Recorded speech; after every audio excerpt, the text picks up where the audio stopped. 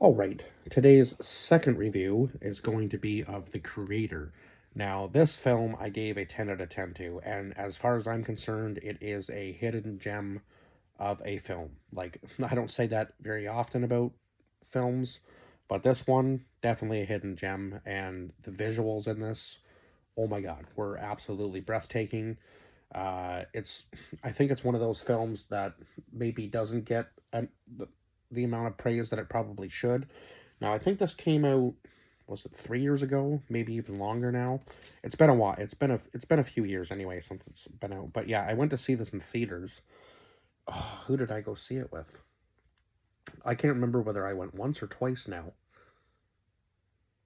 But I do remember going to see it in theaters, just being absolutely like blown away. It was one of those movies that, like, the preview just kind of like drew me in, and I was like, okay, I have to go see this because this looks like one of those movies that maybe people will avoid just due to like bigger things at the time being out. But I think it did well in the box office. I'd have to look that up for myself. But anyway, there's a lot to go through in this movie, so I will get into the cast list. So John David Washington, who played Joshua or Sergeant Taylor. I guess Joshua Taylor. So yeah, he was a sergeant though. Madeline Una Vowles, who played Elfie. Gemma Chan, who played Maya.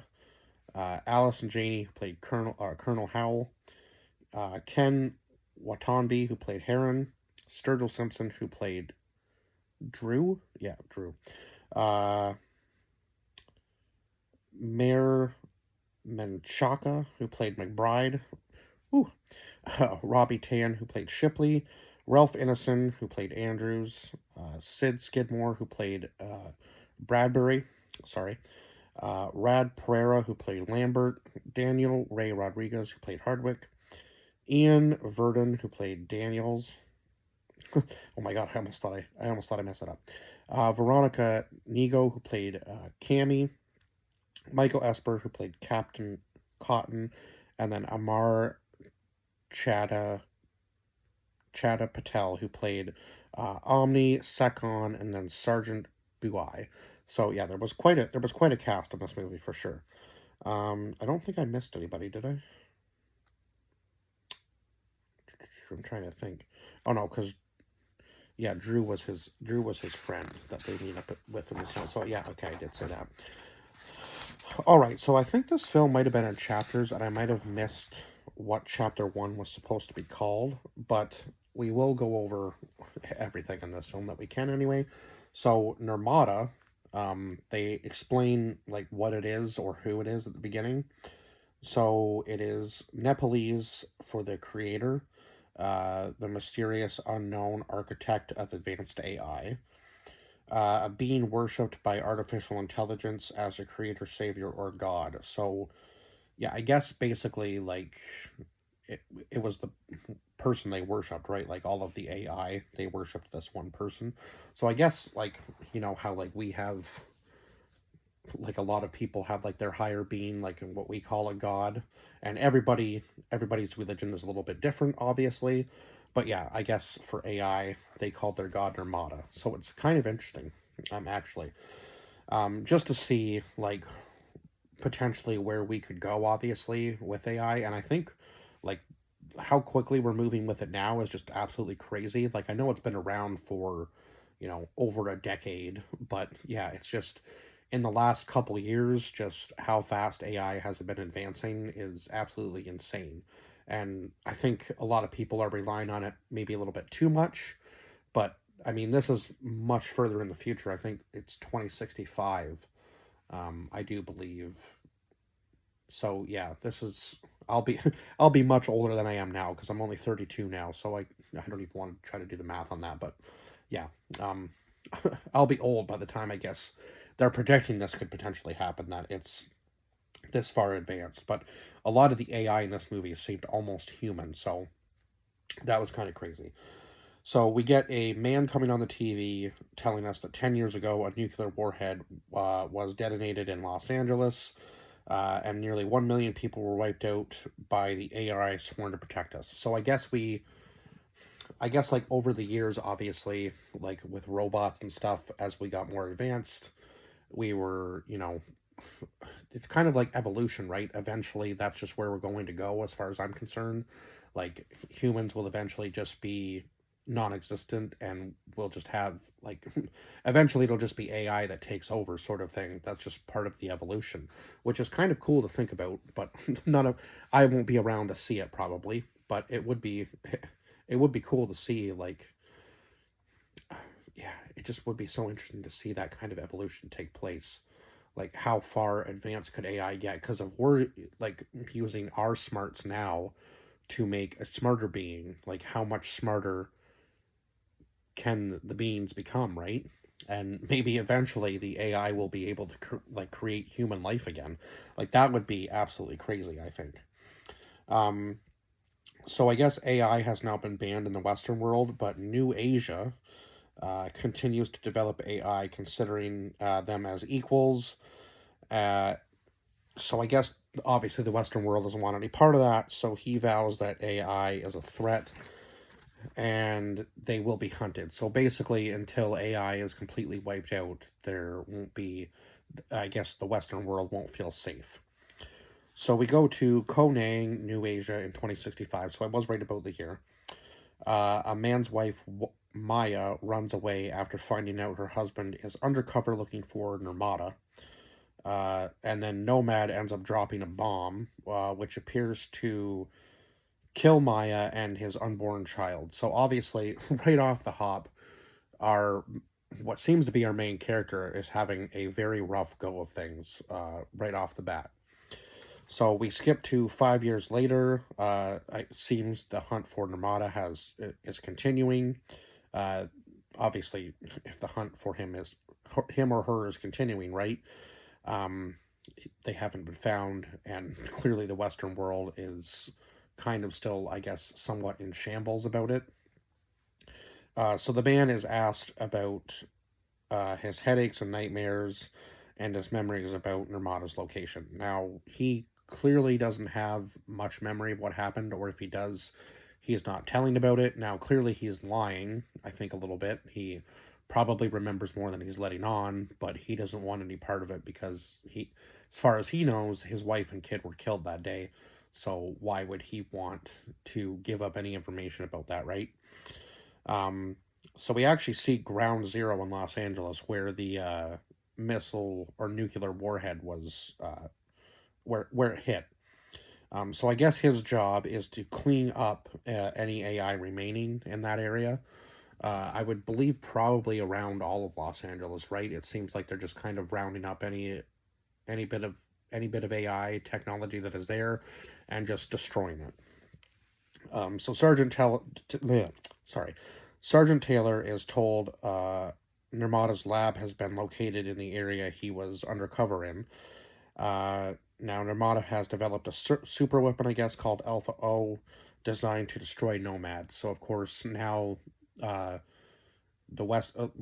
the Americans' mission, obviously, is to take out this Alpha O weapon and destroy it before Alpha O can destroy Nomad. So Sergeant Taylor has shown that Maya is still alive, so of course now he's focused on going on this mission with them. Like, no matter what, he is going to be there, because I guess he knows kind of the ins and outs of that place, right? Because he was there for so long, and he doesn't obviously want any harm to come to Maya, so he's going to go on this mission regardless of whether he wants to or not. So when they get there, of course, there's now like a village built over where this facility was that they're trying to get to. So he is able to find the entrance to it. I think he kind of knew where it was, though.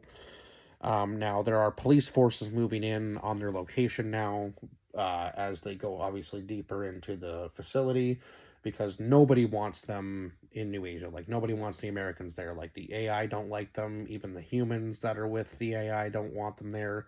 Obviously, the police don't want them there, causing any issues. So, there are no friends for the Americans in New Asia, right?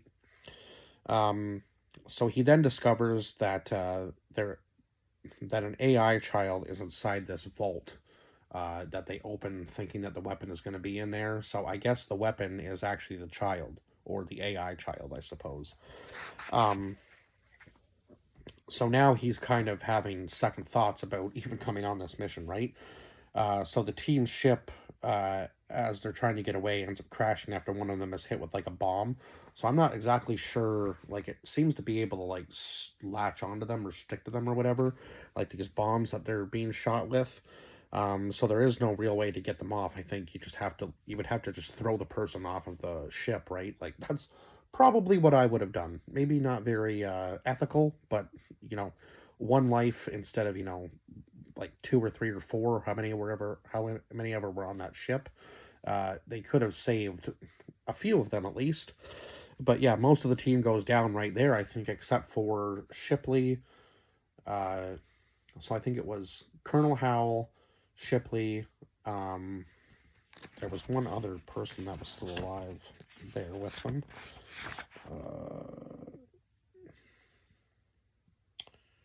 Oh yeah, McBride was still alive too. So I think it was just the four of them. So I think it was Shipley, Howell, McBride, and Taylor that were left alive after the ship had crashed. So that's kind of crazy because that was quite a huge team before that had gone in. So the next day, I believe Colonel Howell calls, yeah, it was Colonel Howell that called Sergeant Taylor and ordered him to kill the weapon. Now, of course, obviously, Sergeant Taylor doesn't go through with this and decides to protect the child. And of course, he questions the child or weapon if it knows where his wife is.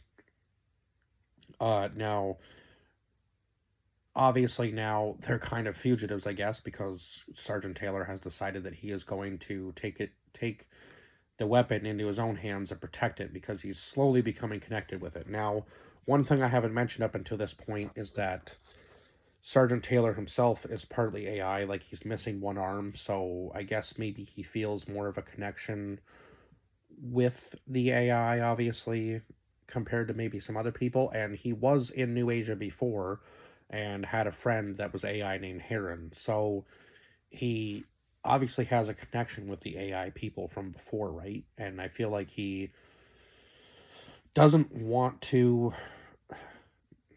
like, it's hard to say because he's trying to explain to other people when he like ends an AI life that it's not real, like they just shut down sort of thing. There's no like really ending their life, right? Because they're artificial intelligence, so they don't actually have a real life to begin with. But I feel like he still has a very strong connection with the AI community and doesn't really maybe want to admit it to himself at some points in time, but it is there. So Colonel Howell's able to tap into Shipley's memories using one of the simulants. So I guess that's what they call the AI, is simulants. And asks if the weapon was terminated. Now, I don't think she gets much out of him. So they kind of have to, like, her and oh my god, I can't think of his name now again. Her and McBride have to kind of like hunt down the weapon and Sergeant Taylor themselves, right? So now he has named the AI child Elfie. So Sergeant Taylor and Elfie are now wanted criminals. Of course, they get to like this border crossing with this other group of people, and Elfie ends up having to like shut down all of like the whole entire border crossing and like get them out of there as fast as possible. So I believe, yeah, they make it out of there anyway, and then Elfie asks Sergeant Taylor how he was created, and he explains, telling it was his parents that are now in heaven. When Elfie asks if he is going to heaven, he says no, that you have to be a good person to go to heaven. So it's kind of like he doesn't even believe himself to be a good person, right? Just based on the things he's done in the past, obviously, like probably the undercover missions and probably even the cleanup of the AI at Ground Zero that he has to do every day. Like, probably a lot of the things he's doing don't really make him feel morally right. Yeah, probably mess with his morality a little bit, but he does it anyway because he has to live his own life, right? So we go to So now they are trying to find a way to escape, right? Or to not be found again, I guess.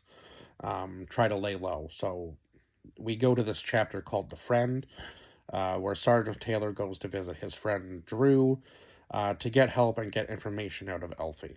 Now, I thought, well, I guess that doesn't really matter. So they're trying to get information out of Elfie. Now, Drew has seemed to kind of change his tune towards the AI, because when we have the flashback, he doesn't seem to care or have any remorse towards any AI or anybody in New Asia when they're on this mission earlier on when Sergeant Taylor's undercover. So yeah, he kind of like is like very mission based, but now even his own wife is AI. So he's definitely like totally done a 360 on the way he looks at it. Some of the old him, I think, still comes out a little bit in some of the things he says in that scene, but I think for the most part, he has definitely changed his tune towards AI. Now, Drew tells Sergeant Taylor that eventually Elfie will be able to control anything from anywhere. That this is like the most advanced AI he's ever seen, and even there is no way for him to tap into it. Like, he can't figure it out anyway. Um, and of course, eventually, the police do catch up with Elfie and Sergeant Taylor, unfortunately, and they are forced to fight their way out. Drew's wife is killed in the process. Um, Colonel Howell and McBride are not far behind the police, obviously. So now everybody's kind of closing in on Elfie and Sergeant Taylor from all angles. So now Drew, Sergeant Taylor, and Elfie go to where the ring that Drew had, I guess, had a tracker in it to show where Maya's location was. So they follow that into where they think Maya might be, I guess, which turns out not to be true at all. And then I think they end up getting caught. Oh, they end up getting caught by Heron. So it was kind of funny. Like, all of a sudden now he's trapped with Heron, who is his friend, but also maybe not the best of friends with him. Just obviously because Heron is going to know, like, why he was there years ago and doesn't maybe understand why he is there now. So we go to the chapter called The Mother. So Heron tells Sergeant Taylor that after her father's death, Maya became the next Nirmata. So now we know that that Maya is Nirmata, which is crazy to think because after all this time, I guess finally Sergeant Taylor's going to be able to see his wife again, but maybe not in the capacity he thought, right? Heron also tells Sergeant Taylor that Maya made the child with the power to stop all weapons. So I guess she created Elfie, which is kind of crazy. Or what was the name? What was the weapon's name there that they said at the very beginning? I think Alpha O, right? Yeah. They named the weapon Alpha O. Okay. So, yeah, with the ability to stop all weapons, and I guess he tells them, too, that the nuclear bomb that hit Los Angeles years ago was a coding error or human error, and they ended up just blaming the AI for their mistake, which, kind of a shady thing to do, but, I mean, yeah, I'm not really surprised that, that would be the route that would have been taken, because it's much easier to pass the blame onto somebody else than take accountability, I suppose, when you're up that high in power, right? I guess. I don't really know. Like, it just seems like they wanted to start a war, so yeah, that happened, and then they were like, okay, well, let's blame the AI that was sworn to protect us, because obviously, if we make it look like an accident and we tell the people that we did it, they're going to come after us, right? Sort of thing. So if they pass the blame onto the AI, it's much easier on them, I suppose. Heron says nothing will happen to the West, obviously, even if they win this war, and the AI only want to live in peace. So I guess the AI have kind of obviously moved on to New Asia in hopes that maybe they will finally be left alone, but that's not going to be the case, right? So now Nomad begins launching attacks on Heron's home, and then they launch like a full-scale assault on the AI, attempting to capture Elfie. Like, they're after this weapon non-stop. And yeah, the visuals in that scene were just absolutely crazy. Like, just the battle scenes, and the bombs were so cool. Like, they were like robots that like ran across the bridge and then would like had a timer on them, and then they would detonate. Like, it was just the thought process in this movie for some of this stuff was just absolutely insane. Like, it was just so cool to watch.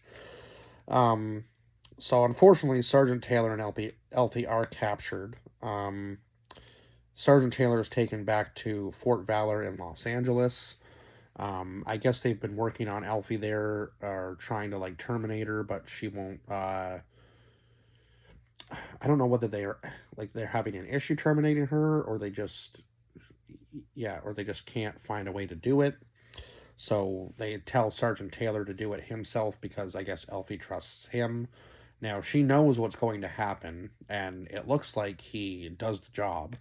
But then when they're being transported, all of a sudden she comes back to life and is able to like crash the car, sort of thing, and they're able to escape again and get onto a shuttle I don't know where it would have been taking them in the first place, but she's able to take control of it and get them to Nomad, which is where they wanted to go anyway.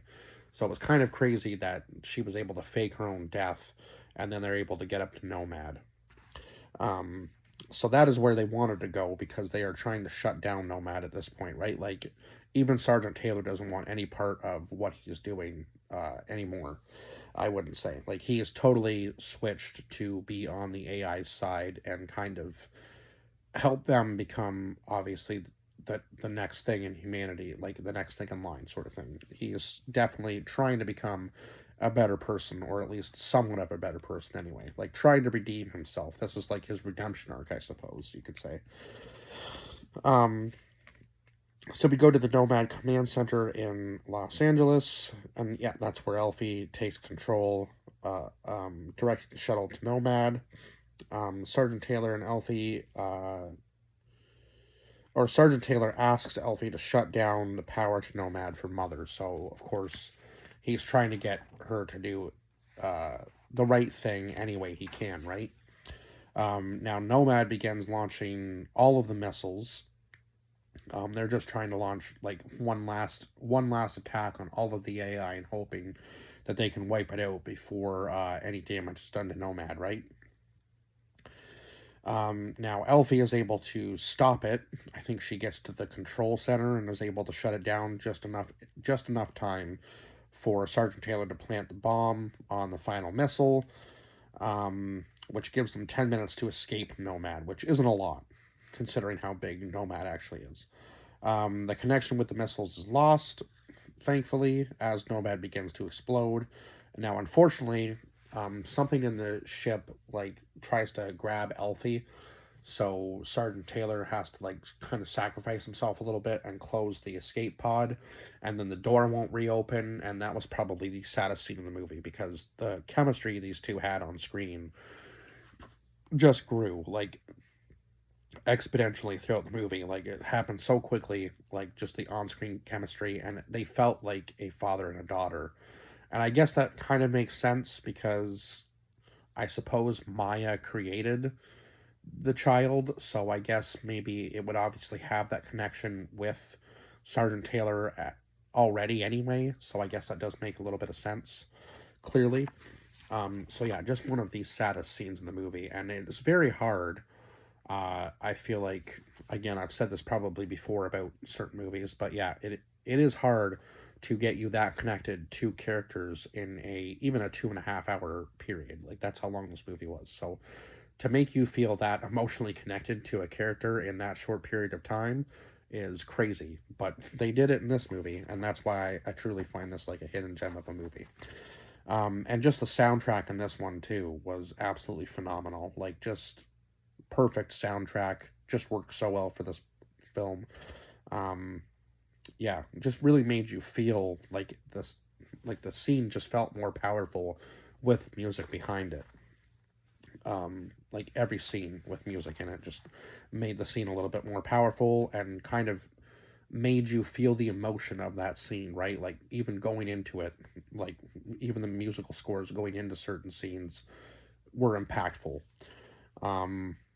Now, of course, the escape pod only ends up saving Elfie, and I guess it was kind of symbolic a little bit at the end of the film, obviously, that even though he wasn't really reconnecting with the real Maya, he was able to reconnect with Maya, even though she was like an AI at this point. So he was able to reconnect with her in some capacity as Nomad goes down. And you can see Elfie crying, but she's also smiling because she knows that now, at least for now, they are like all of her AI and the rest of the people on Earth are safe, right? And they can kind of live out the rest of their lives, hopefully anyway, without, anything being created of that magnitude for quite some time. And maybe they can kind of take control, obviously, uh, of the Western world, I think, a little bit too, with everything going on, right? Like, now that Nomad is shut down, the Western world doesn't have any real power. So it would be much easier to kind of, take control of the Western world as well and just kind of follow that evolutionary trail. That's kind of where I think they were going at the very end of this movie, anyway. So yeah, she does make it to safety, and unfortunately, Sergeant Taylor does end up obviously dying, but I think he kind of redeemed himself at the end of the movie, obviously, or at least maybe he feels that he did for sure. But other than that, yeah, I think that's pretty much all I can say about this movie. Definitely highly recommend going to watch this one. It's been a while since I think I've given a movie a 10 out of 10. So yeah, definitely go and watch this one for sure. If you haven't seen it, it is on Disney Plus if you have that. So I would say, yeah, definitely go and watch it there if you have the chance. And I guess I will see you guys in the next review. Bye bye for now.